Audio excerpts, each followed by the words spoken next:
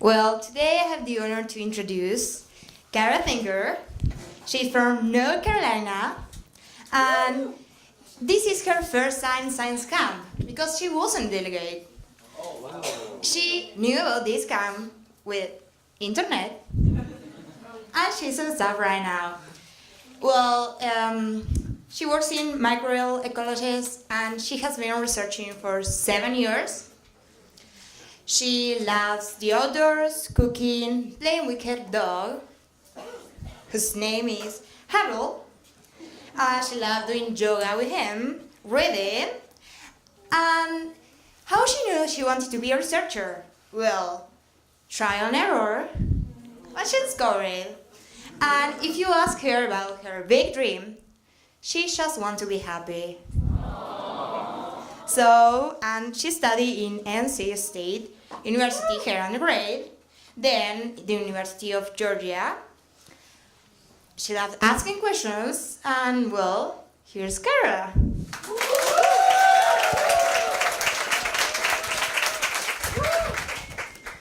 When I get excited, I tend to talk very loudly, so we'll see how this goes. I might have to do some mid-talk adjustments. Is that reasonable? No? Yes? Yep.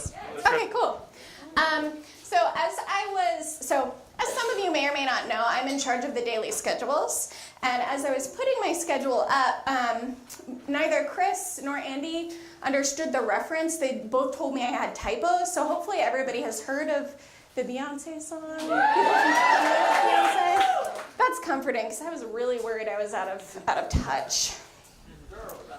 Yeah, except she got it wrong. It's actually microbes. Oh, there we go. Girls who do microbial ecology research run the world. So I love microbial ecology, which is the study of microbes, bacteria, archaea, viruses in the environment. And so whether you know it or not, they are incredibly important, and they're found everywhere. They're found in streams, in soil, in plants. They're harnessed for industrial use to do things like provide us both food as well as medical products. And they're also in and on our body, and they affect a lot of our basic biological processes, but they're unseen and not talked about a lot of times. But one thing that we don't know a lot is, even though they are really important for our lives, we actually don't really know very much about microbial diversity. And so to highlight this, I wanted to talk about the American black bear. So the American black bear is found all over North America, and it is actually the most common bear species. It's found in zoos. We can study it in the wild. And Sadie wrestled a bear over her overnighter. So we even have some first-hand contact at camp with a bear. So this is a pretty well-understood bear. I'm just going to walk back and forth because I need to look at my own slide. So the scientific name of this bear is Ursus americanus. So Ursus refers to the genus at the bottom of this taxonomy, and americanus is the species. So we know not only a little bit about the bear through our own first-hand research, thank you, Sadie, but also we know a little bit where it fits into this taxonomic hierarchy. And if we consider the other animals that we know in this taxonomic hierarchy, we can get a little bit of information about not only the black bear, but also how it relates to other animals. So for instance, we know Ursus americanus is the black bear, and its species Americanus, and genus Ursus. But if we move out to the family, we can see it's part of the Ursidae family, which is the bear family. So just inherently, even though the polar bear and some of the other bear species are very different in terms of lifestyle, diet, climate preferences, we know there's some similarities because they're all in the same family. We also know, if we take a look at the order, it's carnivora. It's part of the carnivora order. And so this tells us, even though we know the black bear will happily eat both fish and blackberries or blueberries, we know that it is part of this order, which means it has certain characteristics like big claws and teeth that allow it to eat other animals and act as a carnivore. So just inherently because of its taxonomic system and its relationship, we know information about the black bear. And this scales up. It might be a little less tangible to some of you depending on what your interest and background are, but we know information about its cell structure and about its lifestyle because we know it's a mammal, we know it's a chordata, and we know it is a eukaryotic animal. So just inherently knowing the genus and the species of the black bear tells us a lot of information. And this is really important.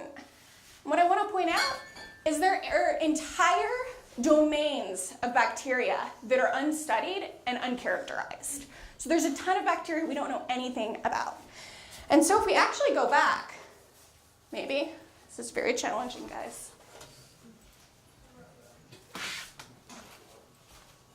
That's fine. So if we go back and realize entire domains we don't know anything about, that's saying we don't know anything about any eukaryote ever. And that's where we are with a lot of foundational microbiology research. So I want to highlight, right? We know very little about microbial diversity. Part of the reason we know so little about microbial diversity is because of the classical microbiology techniques we utilize. Before I start talking about them, I want to highlight that these techniques are incredibly important and used every single day, especially in clinical settings. So if you've been to the doctor or you have talked to Nurse Jen, people who are in the healthcare field are using these techniques and they benefit you every day. But there's only so much we can know through these classical microbiology techniques. So the two techniques which are shown here are microscopy and plating on agar plates or growing and culturing the bacteria. And so these are incredibly helpful because they let us get information about physically what the cell looks like and what it looks like when you grow it on plates, so we can get information about the color or the size of the colonies and the shape of the colonies. And then you can use very special types of media, not just general plates, but selective differential or selective differential, to get really clear ideas about what their biochemical properties are. So an analogy I'll give you is if you are a bacteria that can only eat peanut butter sandwiches, we could test for that by putting the bacterial equivalent of food that's peanut butter sandwiches in the plate, and if it grows, you know it's happy eating that food, and if it dies, it can't eat peanut butter sandwiches. So basically, we can get a lot of information about their biochemical abilities as well as their structure through these techniques. And as I said, they're incredibly important in the healthcare industry, but for microbial ecologists like me, it leaves a lot to be desired. And that started to change in 1985 when Mullins discovered/invented polymerase chain reaction, which probably some of you are familiar with from biology class. And I wanted to give a North Carolina shout out because as I was Googling to make sure 1985 was not a made up year and I wasn't misremembering, I found out he was from Lenora County. So I was very excited by that as someone who's from North Carolina. Also, we talk a lot about Nobel Prize winners, but this man earned a Nobel Prize for PCR, so we should give him a round of applause because this is a big deal. I don't know where you are, Mullins, but you are cool. So part of the reason that these techniques are so limiting is because of the Great Plate Count anomaly. This is the idea that if you look at a scoop of stream water or a scoop of dirt, you're going to see way more under the microscope than you can actually culture. And in fact, we're missing 99% of bacteria when we try to culture them. And so if this is a little bit abstract for you, go back to that bear analogy. Think about you being an alien coming from Pluto or Mars and landing on planet Earth in the middle of Pocahontas County in West Virginia at this camp. And the first animal you see is the black bear. And that black bear tells you everything you need to know about all of the animals on planet Earth. Well, you guys are humans who've probably been to a zoo or used your eyes. You know that there are way more animals on Earth than the black bear.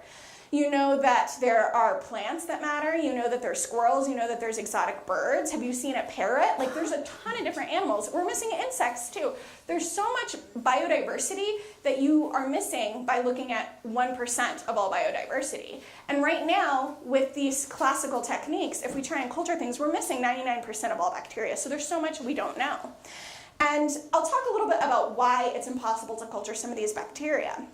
But that is the reason why we have so much bacterial diversity we don't know anything about.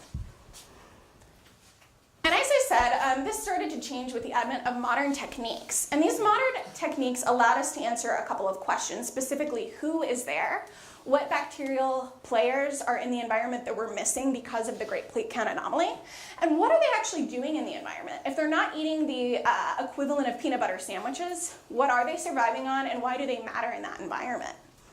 The other thing I want to point out is I'm a microbial ecologist, and it's really easy for people to forget about that second part of the word, the ecology.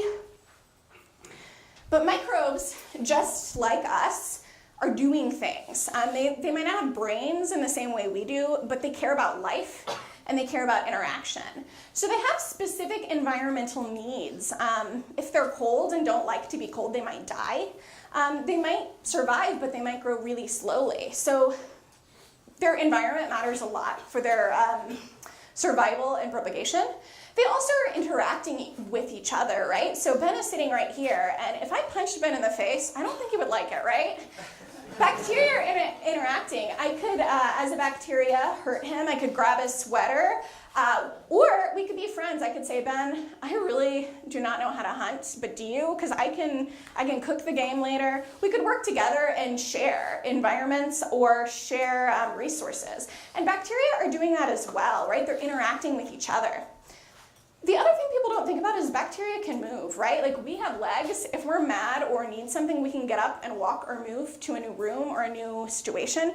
And bacteria have the same ability. There are a ton of different motility mechanisms that allow them to change environments. So if a bacteria isn't happy, it truly will go to a new environment and seek out new resources or whatever it needs to survive. And then finally, evolution, right? How long do humans live, right? We have a very slow life cycle compared to microorganisms. So microorganisms can double within minutes depending on the specific bacteria, which means not only are they evolving like you or I or the black bear, but they're evolving very rapidly, which means they can say, all right, I don't like this specific environment, so I'm gonna find a new one. And they can do things like co-evolve. So we have this incredibly rich ecosystem, which we know very little about, right? Missing entire domains. And they're also rapidly moving and interacting. And I think this is really cool. So because we're not just interested in who is there and what they're doing, right? They're not static, they're dynamic, they're moving and interacting with each other. We also kind of want to know, what do they have the capacity or potential to do? Right? Because just because you are a student doesn't mean you're always in class. You might be doing things in the summer. You might have different hobbies and things like that. So not only do we want to know who is there and what they're doing, but also what they have the potential to do. That way we can sort of make some predictions depending on how circumstances change. And so to answer those questions, some much smarter scientists than I came up with a couple of different techniques which I'm going to talk about. Specifically 16S, or RNA gene sequencing, metatranscriptomics, proteomics, and metabolomics, and metagenomics. And this is the part where some of you are going to be really excited because it's nitty-gritty technical details, and some of you are going to be like, all right, get to the point. So I'm going to go through it a little bit quickly, but I know some of you are very interested in how some of this methodology works, so I wanted to highlight it. So this is hopefully mostly readable, but a figure from one of my favorite review papers, which is talking about the human gut microbiome and how we can study the bacteria, archaea, and viral populations in our gut. But I want to point out that even though there is a little human dude at the top, that this human microbiome sample could be exchanged for any specific environmental sample you're interested in. So if you're interested in soil bacteria or specific food bacteria, you could put that there. Maybe oceanography, like ocean samples. You could put any specific sample there that you wanted and use these same techniques to learn a little bit about the bacteria or other microbes that are in that environment. So the first question on my list previously was, what bacteria are there? So we're interested in what organisms are present. And so if you're interested in answering this question, you basically get your environmental sample, and then you extract the DNA from the sample. And when I say DNA, I'm talking about the microbial DNA, not soil or human DNA. We want just specifically the microbial DNA. And then to figure out what organisms are present, we use this PCR technique, which, as I said, is pretty new in the grand scheme of life. It was invented in 1985. And after you amplify it using this PCR technique, you're going to sequence it, and then using computational techniques, you're going to bin similar sequences into OTUs, which OTUs are basically equivalent to species, so the American black bear equivalent. And then you're going to be comparing these OTUs to different computational databases, and then you can use different software programs to either predict or identify what bacterial players are in the environment. The second technique is metagenomics. So this is, what do they have the potential to do? And there are a couple of key differences. So instead of doing PCR to target a specific part of the DNA, you're simply extracting all of the DNA and sequencing it and comparing it to known databases, which allows you to say, not only what bacteria are in the environment over here, but what could they be doing? What genes do they possess that allow them to do certain activities? And then finally, there are emerging methods that I am really excited about and have only worked with a little bit, specifically metatranscriptomics. I spent a very long time working on that. But we also have metabolomics and metaproteomics, there we go.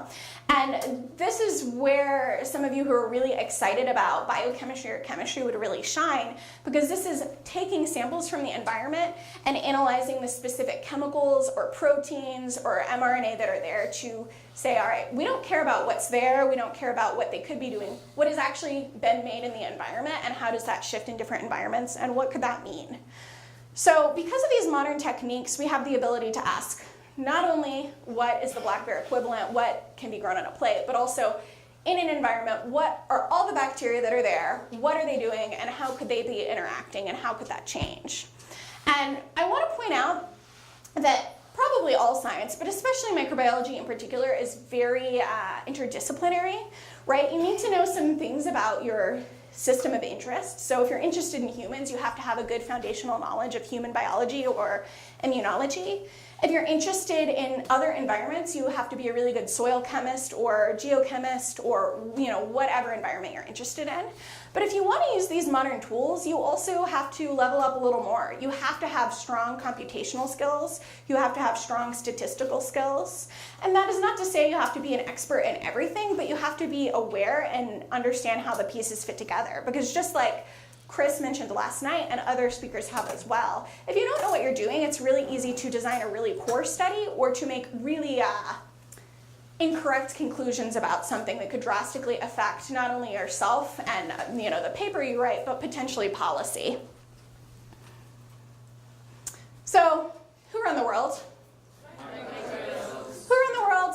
Microbes. Exactly. You guys are better than Beyonce. So, I am a microbial ecologist, which means I get jazzed up about lots of different environments and lots of different bacteria. But the work I spent my PhD doing was specifically thinking about not necessarily human-associated bacteria, but just the microbiome of a person, a living organism. So that's what I'm going to talk to you about a little bit today. Specifically, I did my work on the cockroach gut microbiome, and I think it's really cool, so I wanted to share that a little bit with you and show some of my actual research data. That way you could sort of see how microbial ecologists think and how we actually implement these tools. But first, I wanted to start out by talking about the role of the gut microbiome. And so the work I'm going to be talking about today is highlighting the cockroach gut microbiome. But what I want to highlight right here before I start moving on to the cockroach is that all of us have guts, right? And we have guts that are populated with different microbes. And so as we sit here, all of the roles that I'm going to be talking about on the screen, your gut microbiome are working on these roles right now. So this is incredibly relevant. Even if you're not necessarily interested in it, you should pat yourselves on the belly and say, thank you, gut microbiome, because it's working really hard while you're sitting in these chairs. So if we start over on this far side of the screen with colonization resistance, the gut microbiome is filled with bacteria, and inherently, by being filled with bacteria, we're being protected from potential opportunistic pathogens. So things that could colonize our guts and make us really sick, like Clostridium difficile. The bacteria in our guts, because of that colonization, sort of work as part of the immune system protecting us. These gut bacteria also assist with different processes, specifically epithelial cell renewal. So they interact directly with the host to sort of motivate it to grow and renew. The gut bacteria also can act as not only epithelial cell renewal, but growth promotion. So the example I'll give you in this specific case is there is a type of mosquito, and that until the gut microbiome interacts with it and gives it a specific protein or metabolite, it won't go into maturity, so it'll still be a little larva. So there's a really clear interaction that allows for maturity with the gut microbiome in certain insect species and probably other organisms as well that haven't been studied. The gut microbiome is also really cool because it acts as a sort of diet/toxin breakdown facilitator. So all of the food you're eating now is being broken down by the gut microbiome, and the products it breaks as it breaks down, there we go, are what allow you to absorb those nutrients. And then interestingly, sometimes different organisms consume toxins, and the reason these organisms aren't killed or hurt by the toxins is because the gut microbiome has the ability to neutralize them or to convert them into products that are not dangerous to the host that consumes them. And this is really cool and an avenue for a lot of potential sort of future work. There is, for instance, a species of snail that has the ability to break down different toxins in the environment, so it's being used to do bioremediation work. So there are some industrial applications. Let's see. The gut microbiome also can create and supplement nutrients. So for instance, if you're not getting all of the essential nutrients you need from your food, depending on your gut microbiome, you could have those nutrients created by the gut microbiome to give you. And so cockroaches also actually have this ability. Nitrogen sometimes is limited for them, so they have bacteria in them that can produce nitrogen. That way they don't have to survive on it in the environment if they can't find it. And then finally, the gut microbiome produces molecules that can be used for communication. As someone who worked with a cockroach, I'm most familiar with the way the cockroach communicates, not humans. But basically the cockroaches, right, they walk around and they produce nice little pellets of fecal material. And these fecal material contain volatile fatty acids and other pheromones that are produced by the gut microbiome. And when cockroaches smell, the wafting fumes from the poop pile, they can say, hey Michael, we're in the same colony, we should hang out and share resources. Or they can walk over here and they can say, Anne, you're cool, but you're not in my colony. I need to go over there with my people and share my resources over here. So they act as a way to communicate, and this is really important. So gut microbiome is kind of cool, I think. My PhD work, I spent a lot of time thinking about the different factors that influence the gut microbiome.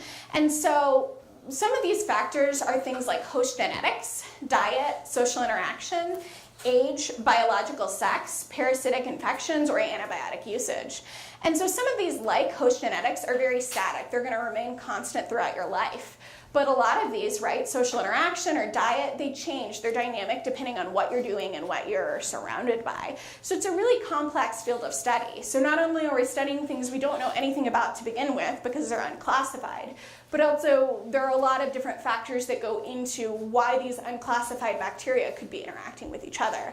And it's a lot of unknowns, but I personally find it really exciting. And so the work I'm going to be talking to you today has to do with diet. So I worked with a cockroach, and I know probably at least a few of you are totally freaked out by this picture. And I was at the beginning, I actually had a really strong phobia of cockroaches, and my advisor liked to tell the story of she knew when I was in the lab working because she could hear me yipping because I'd always yip when I touched a cockroach because they freaked me out. But the cockroach is actually really cool, I learned after several years, because it has some really unique biology going on. So first of all, the gut tract of the cockroach is actually analogous to the mammalian gut. We have the stomach, the small intestine, and the colon, and analogous to that in the cockroach is the foregut, the midgut, and the hindgut. Cockroaches are actually omnivorous, just like you and I. And maybe this isn't surprising to some of you, depending on what area of the country you live in, but I personally have seen cockroaches in houses, maybe my own, eating things. And so it's really easy for them to survive, partly because they can eat so many different food substrates. And finally, and to me most interesting, is these cockroaches host a really complex gut microbiota. So most insects only have 1 or 2 species of bacteria present in the gut. For instance, does anybody like to eat honey? Yeah. So honeybees produce honey, but the bacteria in their gut, there's only like 13 species, so it's very few. What about flies? Has anybody swatted a fly while at camp? They've got about 10 bacteria species in the gut. And let's do one last example. Mosquitoes. Who has gotten a mosquito bite? Yeah.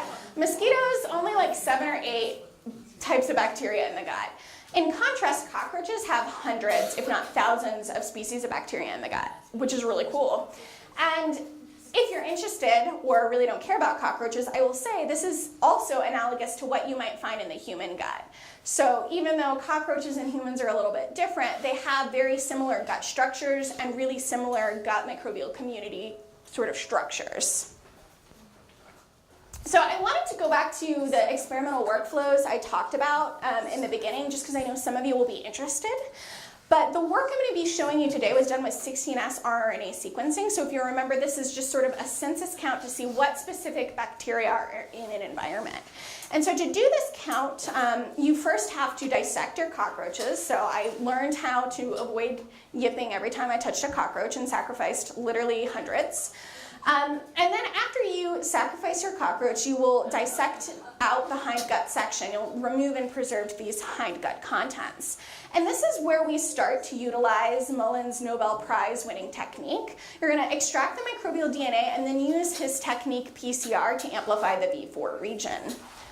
So if any of you are geneticists or if this is ringing a bell, the V4 region is highly dynamic, but it's separated between 2 conserved regions. So by targeting this variable region in the center, we can sequence that to get an idea of how different the bacteria are. So we might still know it's an unclassified bacteria, but we do know it's different, and that's a very helpful piece of information when before we didn't even know what was in the environment. Next, we amplify this V4 region again, but this time with barcoded primers. So we use the same primers, but there's a little extra barcode at the end made of these nucleotides, the G's, T's, C's, and A's, and that allows us to later go back and computationally sort out what specific sequences came from what environment. So for instance, you might be interested in separate cockroach individuals, or you might be running an experiment with multiple questions. So you might be interested in soil bacteria or ocean water or something like that. So this allows you to sequence a lot of things, but actually keep track of what samples belong where. Finally, after you amplify your region of interest, you're going to be purifying these amplicons and sequencing them on the Illumina MiSeq, which is a giant, cool computer thing. And then this is where the computational biologists or the computer scientists will really shine, because you have to spend a lot of time behind a computer generating different data based on these sequences. And so, right, there's a place for people who are very applied as well as theoretical, because you need to create tools to do this work. Such as modeling and things like that. And so I was specifically interested in how diet affects the gut microbiota, because from this recent paper, of all of the environmental factors studied to date, diet has the largest known impact on the gut microbiota. So diet, if you control diet, you might see an effect on the gut microbiota. And previous work has shown that changes in diet cause rapid microbial community shifts in humanized mice. So basically, if you take mice from, say, Camp Pocahontas and transplant human gut microbiome samples into the mice and feed them either a low-fat, plant-rich diet or a high-fat, high-sugar, more Western diet, maybe things like biscuits or gravy, I don't really know, maybe put that out there, you'll see rapid changes in the gut. So this is a very small figure from a really giant paper, but you can see in this figure it's a bar chart with, along the y-axis, the bacterial taxa. What bacteria are there doesn't matter, I just want you to pay attention to the differences in colors. And then along the x-axis, you see 3 different points. You see M1, which is the starter humanized mice, and then you see the LF/PP diet, and then the Western diet. So this is mice starting out as humanized, and then in the center, the mice that were given a very healthy diet, and then the Western diet, the biscuits and gravy diet. And so even if you don't know very much about microbiology or what this means, you can see very clearly that based on the diets, there is a distinct shift in the microbial population. And so I wanted to see if I could replicate that in cockroaches, because why not, right? So to do this, I designed an experiment asking the question, does the American cockroach microbiota respond to short-term dietary shifts?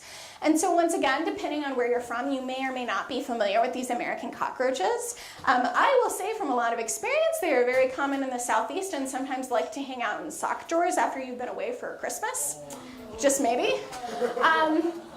And so to study these, basically I took a giant container of cockroaches in an aquarium tank, and I divided them up into populations and fed them different diets. So I wanted to feed them real foods that you or I might eat, but I also wanted them to have very different nutrients. So I decided to feed them a high protein diet of tuna, a high fat diet of butter, high carb diets of wheat or white flour, high sort of sugar carb diet of honey, a mixed diet of all of these foods, or I figured I could just starve them because nobody cares about cockroaches. So I fed or didn't feed these cockroaches these different foods for a period of 2 weeks. And at the end of that period, I did the whole 16S sequencing process. I walked you through where I dissected them. I did the bench work where I amplified a specific part of the bacteria, and then I spent a really, really long time behind a computer trying to figure out what it all meant. And so what I found out, actually, is that cockroaches are really unique compared to every other organism that has been studied so far, because diet had no effect on the gut microbiota of the American cockroach. So this graph is probably a little bit similar to the one before, but I want to walk you through it, that way everybody can try and understand. On the y-axis, we have relative abundance of these specific bacterial players in the different cockroach guts. And on the x-axis, we have individual bars, about 10 or so bars underneath each dietary treatment. So you can see that there were 10 or so individuals that were fed the dog food treatment. The dog food treatment is just the standard lab treatment. We feed them to raise them in the lab. And then all of the different experimental treatments. And then my color coding doesn't matter so much for your purposes what the bacteria are doing, because we're just interested in the census. But I want to point out a couple of things that might be interesting. Specifically, these bacteria are at the phylum level, so that's the equivalent in animals of saying this is an actual animal. So this is a really big picture surface level view.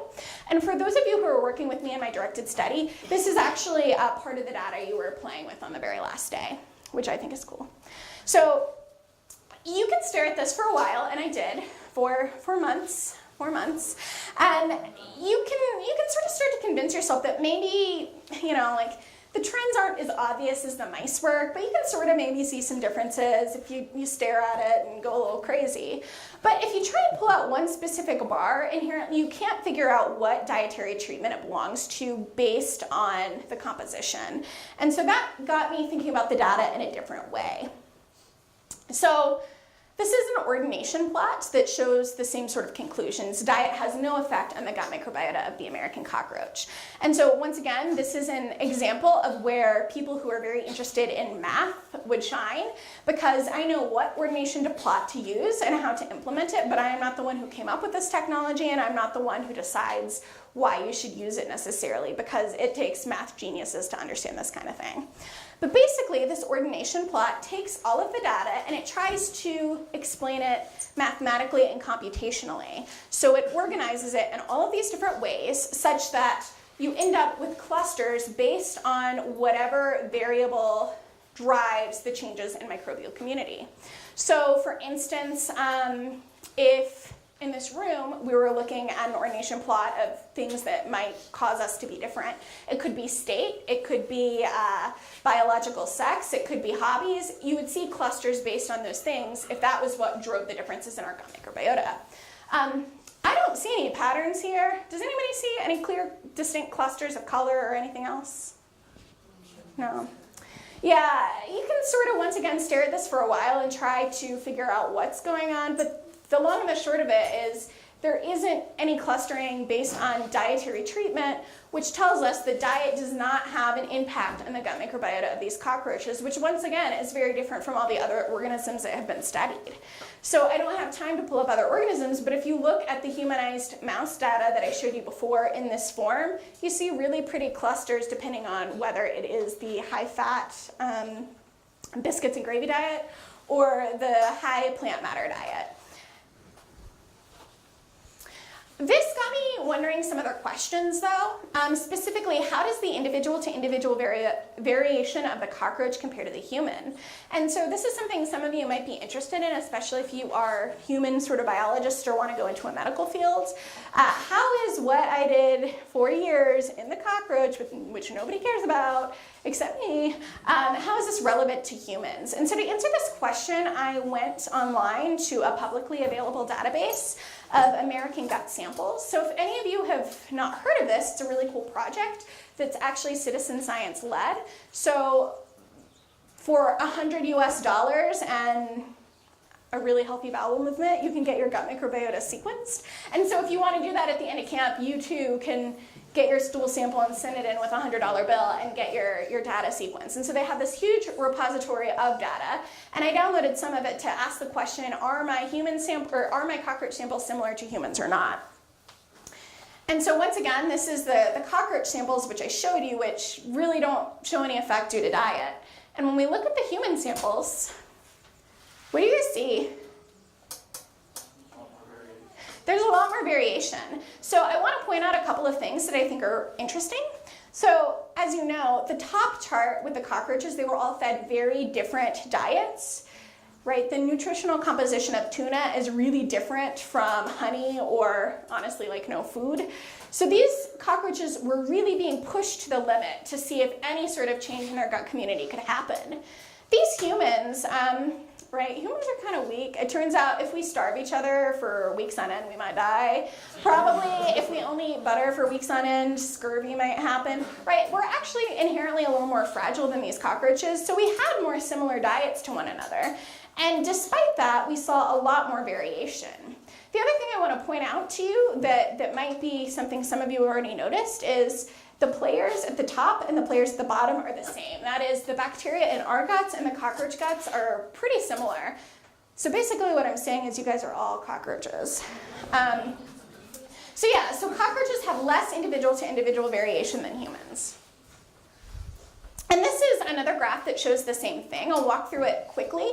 But basically we have 3 different charts. The first is species diversity, and so if you have a lot of unique species, you're going to have a value closer to 1, and or a higher value, in this case closer to 6, and if you have low variation, you're going to have a lower value. So this shows that cockroaches in the lab or on all of these treatments have significantly more amounts of bacterial diversity than humans. So that's interesting. Cockroaches are clearly cooler than us because they have more diversity in the gut. And then if we move along to these other 2 graphs in the center and on the far end, you can see something else. And this metric, we have weighted and unweighted Bray-Curtis diversity. And all you need to know to understand these graphs is the lower the value, the more similar all of the members of the population are to one another. So in this instance, because cockroaches are significantly lower than humans, it means one cockroach gut looks more like another cockroach gut than one human does another human. So this is really strengthening this idea that cockroaches have a lot of similarity to one another and way less individual to individual variation than humans, which is incredibly surprising, at least at the time I was doing this work, because it hadn't been seen before. And the last thing I'll talk about before I wrap up is, do wild cockroaches have as much individual to individual variation? And this was a fun study. So one final concern I had about this data is I was primarily working with laboratory strains of cockroaches, which one would suspect, being in a cage for 20 years, raised in the entomology department, would cause them to be very genetically similar. And so part of my concern is that wild cockroaches and cockroaches in the lab might behave a little bit differently. And so I found an undergraduate in the lab, and I convinced my dear best friend Vicky to set up some traps outside of the building where she lived. It turns out there are a lot of cockroaches in undergraduate residence halls. Have fun with that next year, guys. And these traps, in case anybody truly does have a problem with cockroaches, are very simple to set up. You basically put something in the bottom. In this case, it was cotton balls, but you could use, say, some moldy bread you were trying to get rid of. And then you put, in my case, because I am over the age of 21, I put very cheap, gross beer on top, so they would flock to it. You probably put apple juice or anything that's fermenting. And these cockroaches will come up because they want to eat it. And then they have food, and that's all they need to be happy, so they'll stay in the glass jar. So if you're trying to catch cockroaches, that's how you do it. And I caught these cockroaches, and I compared my wild gut microbiota to the lab strain gut microbiota. And you can see here that although the bar chart is not quite as obvious as the mice chart, you actually see some differences. So this is another chart. We have the different colors are the different bacteria, relative abundance on the y-axis, and on the x-axis we have 3 different treatments. We have our laboratory, our wilds that were immediately caught, and then I took wild and brought them in the environment and conditioned them to lab settings. And you can see there's some differences among the 3. And then if you look at this ordination plot, so this is the same kind of plot I showed you before. Do people see clustering this time? Yeah, so you actually see some very significant differences. But these differences start to be explained and really cool when you look at these charts before. So I'm going to walk through these charts slowly, that way everybody can try and understand and see how cool this is. So we're going to start out on the far left-hand side with the species Shannon diversity. And so we have our 3 treatments along the bottom. We have the cockroaches in the lab. We have the ones that were fed well, we're not fed, but were found in the wild at T0, and the ones that were lab conditioned at T14. And if you remember from before, the higher the value, the more diversity is going on. And so you can see among these 3 populations, there is a lot of diversity in all of the guts of each one. But the one that has the most significant diversity, the highest amount, are the wild T0, which sort of makes sense. If you were in the environment being exposed to a lot of different conditions, maybe eating some leftover moldy pizza crusts from a gross frat boy, maybe crawling on the makeup brush that you should have washed but never do in the undergrad dorms, probably you're just exposed to more bacterial populations than these laboratory cockroaches that are living a cushy existence and hanging out with their friends all day. So that's not inherently surprising. But what starts to get cool is when you look at the center graph compared to the far right graph. So there's some similarities. So before we analyze these together, I want to point out 2 word differences. One is weighted and one is unweighted. So this weighted takes into account not just what bacteria are there, but how many times they occur. We care about things that occur a lot versus a little. And then the unweighted doesn't care about how many times it occurs. It just looks for presence, absence. It doesn't care if it occurs 1 time or 1,000,000 times. And so if we look at this, we see when we take into account not just what is there, but how many times it occurs, all 3 bars are pretty similar. They kind of overlap. And this tells us that all of the gut bacteria has about the same amount of individual to individual variation. So that is, one cockroach in the wild is equally different from another wild cockroach, as is the cockroach in the lab to another lab strain. If you look at these 3 first bars, laboratory, T0, and T14, in the unweighted, you see some differences though. And you see that the wild T0 is the highest, and then the next highest is T14, followed by the laboratory. And after staring at this, once again, for too long, what I realized was happening is if we start out with wild cockroaches, you have a core gut microbiome that is similar to lab strains. But you also have all of these environmental bacteria that you pick up from dirty makeup brushes, from moldy pizza crusts, from just walking on dirt. And that once these cockroaches are brought into the lab, these transient bacteria that they pick up start to get filtered out, so they just have this core gut microbiome. So it actually appears that the stability of the gut is conserved in this wild population, which I think is really cool. Maybe some of you do too. So when I started this work, nobody had really spent a lot of time thinking about how cockroaches and the gut and diet all interact. But I learned that cockroaches, especially compared to humans, which a lot of people think about, have really low individual to individual variation. And they're really stable despite dietary perturbations. And this is frankly very exciting, right? if you've been dosing in the back row, think about it. If you have them in fed food for weeks on end, but your gut microbiome is the same as it was on the first day, how is that biologically possible, right? That's pretty crazy to me. Once again, maybe you're tired. So this makes me wonder, why is the cockroach gut microbiome stable despite these dietary shifts? And it makes me think back about the function of the gut microbiome. Is it because they're interacting with each other? Is it they're colonizing each other because they're smelling and touching each other's feces? Is it something mechanistically interesting about the organism, the cockroach itself? And then not only that, but if we can understand this mechanism, can we apply it to other environments? Could this be used in, say, climate change research, or could we harness it for industrial applications? Or simply, by knowing this information, can we improve our own health? So I think it's cool, but also there's probably a lot of cool applications if we keep studying it. And I am almost done on time, but I wanted to share a couple of ways to get involved if you're interested. Specifically, I kind of talked about the American Gut Project, so if you're interested, have $100 and produce bowel movements, which you all do. I know it's true, I've been in the bathrooms. You can participate in the American Gut Project, but there's also a ton of other projects going on that are citizen science led. I just have a few up here. So we have the Earth Microbiome Project. We have a project I was involved in, which looks at how the microorganisms in the environment change in streams. So the Upper Oconee Watershed Network does a project. And then we have the Showerhead Microbiome Project, which is exactly what it sounds like. It's people going in, swabbing handheld shower heads from their personal bathrooms and sequencing it, or at least sending it in to be sequenced. And then there's a ton of other opportunities if you're interested in getting involved through community science. For instance, some of the ones I didn't put up here have to do with like armpit bacteria. You could swab your gross armpits. Frisbee players, maybe, like you could study that.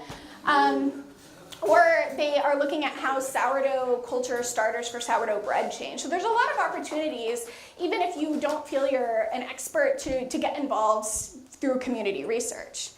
The other thing I would say, especially to folks who are a little less interested in, is even if you're not interested, you should stay informed.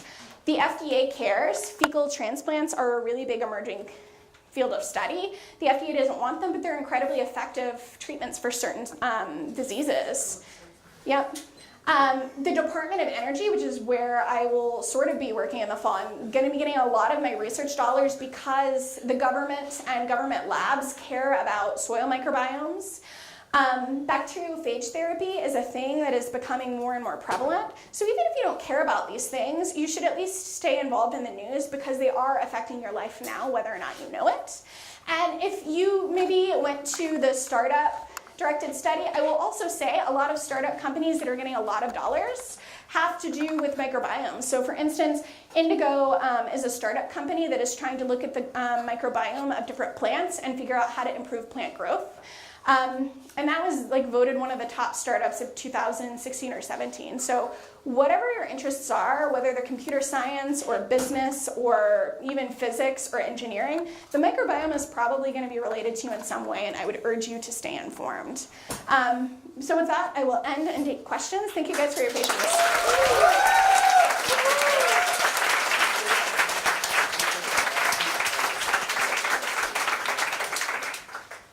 Bear hunter. Given that mice have different microbiomes and they all are generally lab animal choice, how can we account for like microbiome diversity in experimental results, like a drug study or something? That's a great question, and that's where some of the information other folks have talked about comes into play. You want to design really effective studies with the materials you have, and you also need to be an expert. That way you can make appropriate but not overarching conclusions that are beyond the scope of what you're trying to answer. Right? So know the limitations of your own data.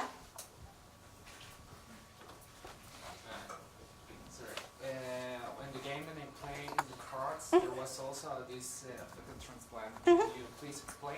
Yeah. So for those of you who don't know, a fecal transplant is exactly what it sounds like. You're basically taking fecal microbiota, generally pelleted down and put into pill form. You're welcome. And you're taking it orally with the hopes of colonizing your gut bacteria with whatever this fecal bacteria has been. And probably most of you are pretty healthy, so this might not be something that is concerning to you. But there are a lot of diseases, specifically Clostridium difficile is one. So this is the idea that your gut microbiome is in dysbiosis, something is wrong with it, and you're colonized by really pathogenic bacteria. And this actually causes a lot of problems. Like literally you cannot leave your house because you have diarrhea that is uncontrollable. And you have this for months or years on end. You can try and get rid of this infection by things like antibiotics with probiotics. And this is effective sometimes, but maybe only a quarter of the time. And so at one point, somebody got the idea to consume, if you will, somebody else's fecal material in hopes of fixing the gut microbiome. And right, you're all really grossed out, but it actually is very effective. And so I would ask you, would you rather be literally shitting your pants every day on the toilet? Yes, I would.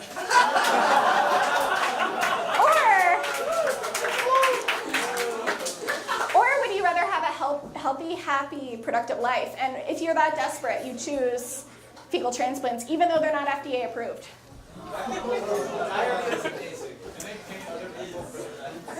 I can tell you more about that later if you want. It's volunteer. There is a black market. Did you have a question?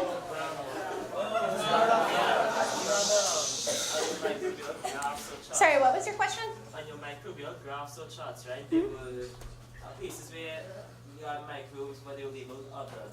Exactly. We don't know, or they're too small to quantify. So there's two things. Other could be really high diversity, low abundance. So microorganisms that only occur once or twice in the gut, but presumably are important to some degree because they're there all the time.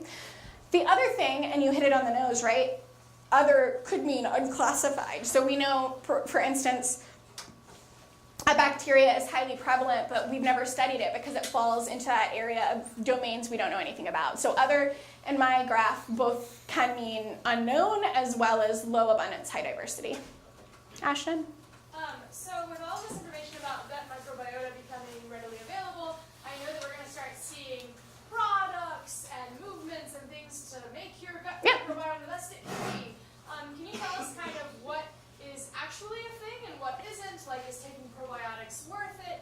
Is, you know, what can we do to cultivate this healthy gut bacteria but not also spend money being duped by the commercialism that will occur? So this is sort of where, I forget what speaker, near transformative science comes into play, because a lot of this is being used in an industrial scale for applications like soil and plants, but hasn't quite hit human health yet. And it will soon. And so what I would say is, number one, be smart if it sounds right, and this is why hopefully some of you went to some of the seminars on how to use judgment or fake news. If it's too good to be true, it probably is. But the other thing is, some of the data I showed you, it all affects each other. So, right, eating biscuits and gravy is delicious, but you probably shouldn't do it every day. And it probably is in part due to, it might make you obese or be a strain on your heart, but also it might affect your gut. So I would just say continue to use good health judgment, use your brain and think about the media you're consuming, and also stay informed. You don't necessarily have to read primary news articles, but CDC cares and they put out bulletins on things like fecal transplants. This bulletin had a lot of information from the FDA, and this is talking about bacteriophage therapy workshops. So at least right now we can kind of trust some of the more regulated information. And so I would say use good judgment and be aware and consume, if that is any helpful. Also, yogurt is good, but I don't know how much it helps, but it's tasty. Did you have Yeah. So your research is really interesting. Thank you. And a lot of these issues with like gut bacteria and just seeing how it varies across different species is really interesting. And I know that we're starting to get into like actually maybe modifying like the human microbiome to achieve some ends. And I was wondering whether there's some special code of ethics for that. So I could see that going wrong in a lot of ways. Yep. And that's partly why the FDA really hates fecal transplants, even though they're so effective, is because we don't know the consequences. For instance, there's been work that shows that there are certain bacterial populations that are associated with different health outcomes, such as obesity, or even sort of what we think of as more mental things, such as autism. We don't know enough to make any broad conclusions, but it does imply that in the wrong hands or with the wrong decisions, there could be some scary outcomes. Fortunately, there are a lot of regulations if you want to do human testing, which is why I worked with cockroaches. But it does imply there are some things we need to be concerned about. And fortunately for us, there are some policies in place for scientists trying to do this work already. Do we have some questions? I know I'm really bad at staring at this side of the room, guys. Daniel, did you have a question? Yeah, I'm asking for a friend. But what are the most highly recommended sites to get fecal transplants? And how does it cost to develop? I believe this would not be, I think this would be unethical to share, so I'll pass. So how's the cost? I mean, it depends on the source, I would expect. Renak, did you have a question?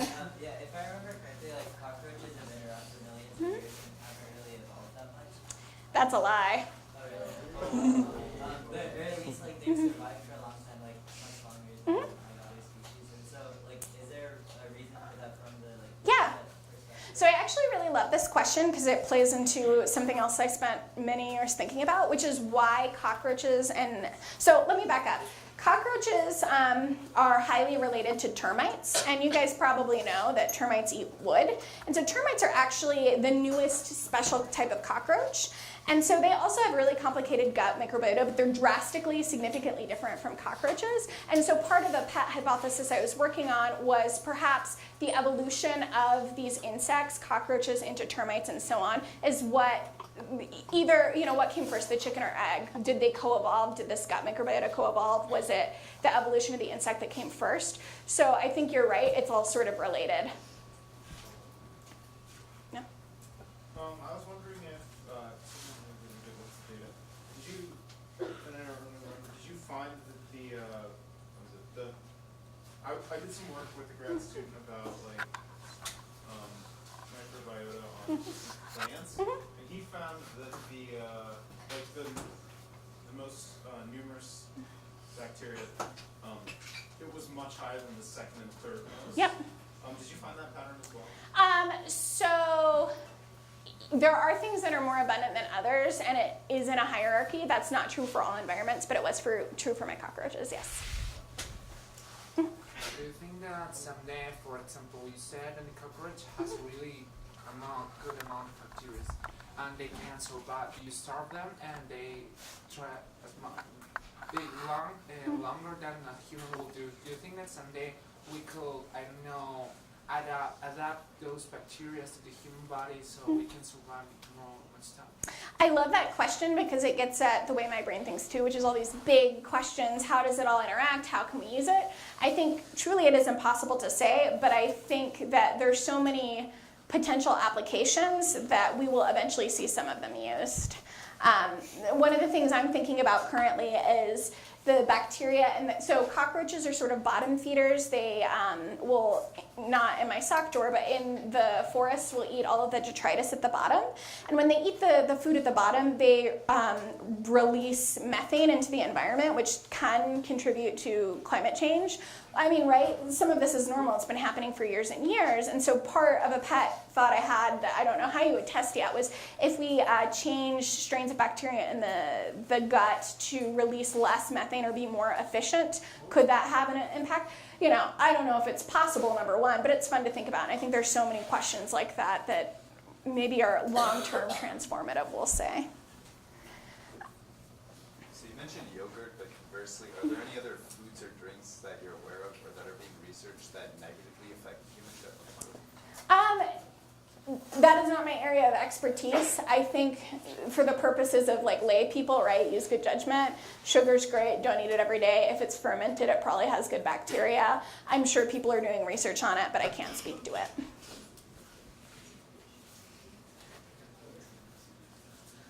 What is it, Poop King?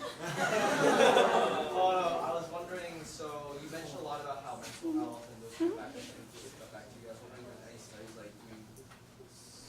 parts of that, like seeing how we can use microbiome?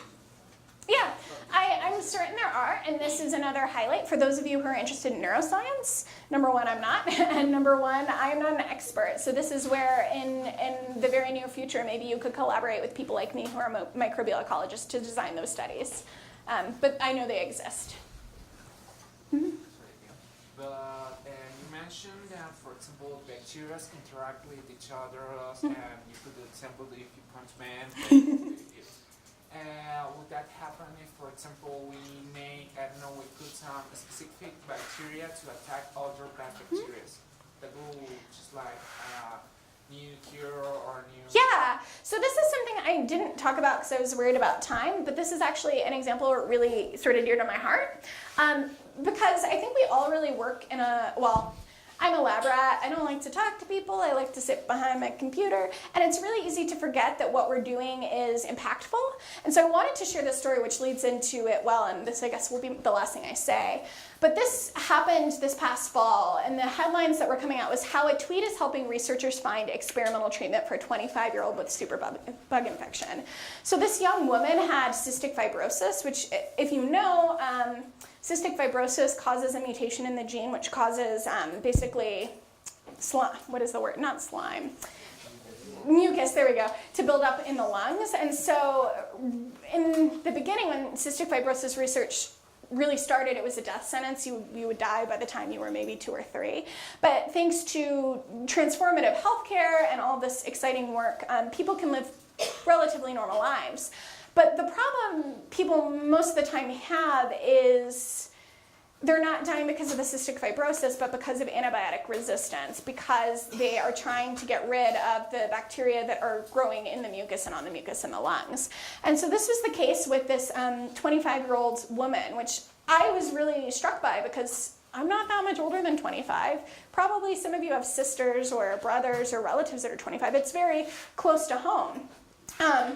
And so she had this cystic fibrosis her entire life, but she got this antibiotic resistance infection. And so what happened, and mind you, this is unregulated, FDA not approved treatment. Her parents got permission to do a experimental phage therapy treatment. So phages are viruses just like the flu virus for us, but they target specific strains of bacteria. So finally, after kind of hemming and hawing, the FDA said, all right, this time we can see, because it's life or death, you can use the phage therapy. But it's so experimental, there's no record of who does this work. So literally, this woman put on Twitter, she is a scientist out of the West Coast, I forget what university. Her tweet was, phage researchers, I am working with a team to get Burkholderia campesina phages to treat a 25-year-old woman with cystic fibrosis whose infection has failed all, can I say that again, all antibiotics. We need lytic non-lysogenic phage urgently to find a suitable phage match. Email me if you can help. So there was no directory, no depository, no way except word of mouth to figure out who had these phages. Unfortunately, even though phage therapy has worked in other circumstances in the past, this young woman passed away just because it was too little too late. And this is another instance where it hit home to me because this is one of my very close friends, Jessica, and she felt really bad after this because the phages that were found too little, too late were from the lab next door to hers, and she knew they were working on it, but she assumed somebody else would email the woman, and nobody did. I mean, it is what it is, but she was so struck by this that she decided to do something about it. And this, once again, is this past year in December. She is an avid swing dancer, and she has a swing dancer buddy who is a computer scientist who's never taken a biology class in their life. And together they paired up to create the phage directory. So it's on Twitter, and she also created it's kind of like an Amber Alert for your phone, except it's the phage alert.